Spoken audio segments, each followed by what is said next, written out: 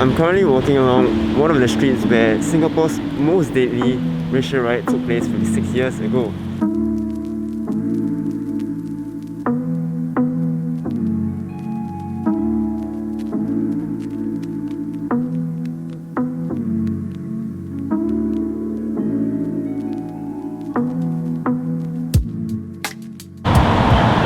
We've definitely progressed since then, because in just this small area I can find a mosque, churches, a Buddhist temple and a Hindu temple. And this symbolizes that, well, different races can live together, different religions can live together.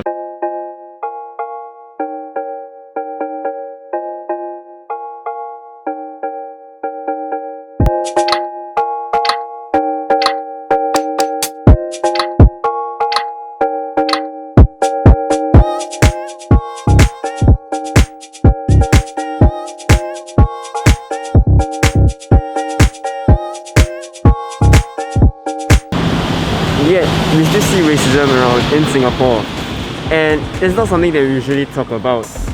So with the uproar on different social media platforms and with Racial Harmony Day coming up real soon, let's talk about why we don't talk about race. We, the citizens of Singapore, pledge ourselves as one united people. Regardless of race, language, or religion, regardless of race. Singapore is widely known as a multiracial country. At the point of independence, the ethnic makeup of Singapore stood at around 76% Chinese, 15% Malays, 7% Indians, and the rest categorized under others.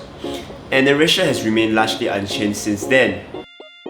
And ever since self-governance, the government knew that for the country to prosper, to progress, there needed to be tolerance and harmony between the different races of Singapore.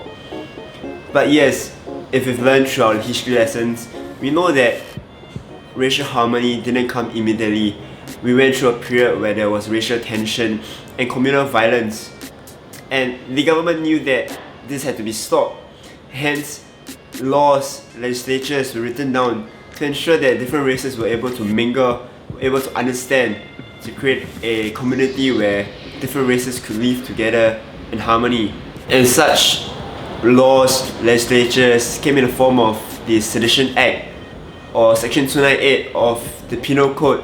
In the Sedition Act, one of the definitions for a seditious tendency is anything that promotes feelings of ill will or hostility between people of different racial groups. As for the Penal Code, it further criminalizes any words or gestures made with the deliberate intention to create tension between races.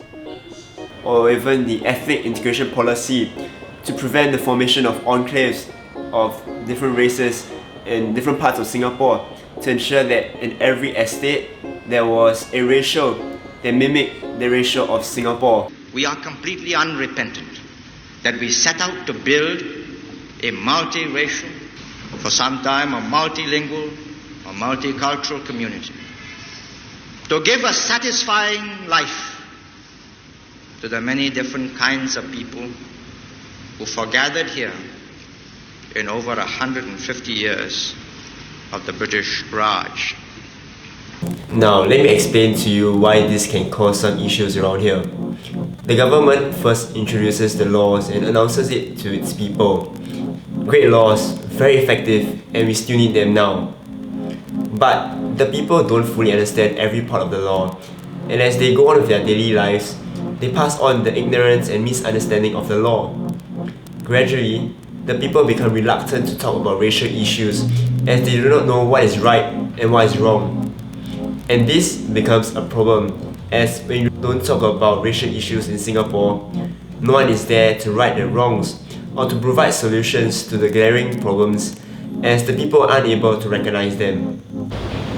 And Singaporeans, we tend to think that we know how to tackle racial issues, that we know how to talk about them, but empirical research has shown otherwise. Because a survey conducted by the Institute of Public Policy and Channel News Asia a few years back found that out of the 2,000 respondents, for every 3 respondents, 2 felt that any discussion about racial issues could lead to unnecessary tension, while 64% of the respondents felt that it was difficult to talk about racial issues without inevitably offending someone else. Clearly, Singaporeans are wary of talking about anything related to race. But that does not mean that we don't care, because we've always seen on media and social media people talking about race, but the level of concern showed by the rest around them just aren't enough. And it is this lack of concern that has allowed for the breeding and the growth of racism in Singapore. Because in the same survey, 27% of the respondents felt that it was not racist to make stereotypical comments about other races, while 35% thought that it was okay to not want to share a seat with someone of another race. And these are clear examples of racism, and by not talking about them, people are ignorant about what's racist and what's not. And this desire to not want to talk about it may instead create a bigger problem for us in the future. While you think something is wrong, don't push, don't judge as well, because the other person may not mean it. They just didn't think about it. So you want to help them realize themselves. So I think through such conversations, you can have greater awareness of casual racism, which happens.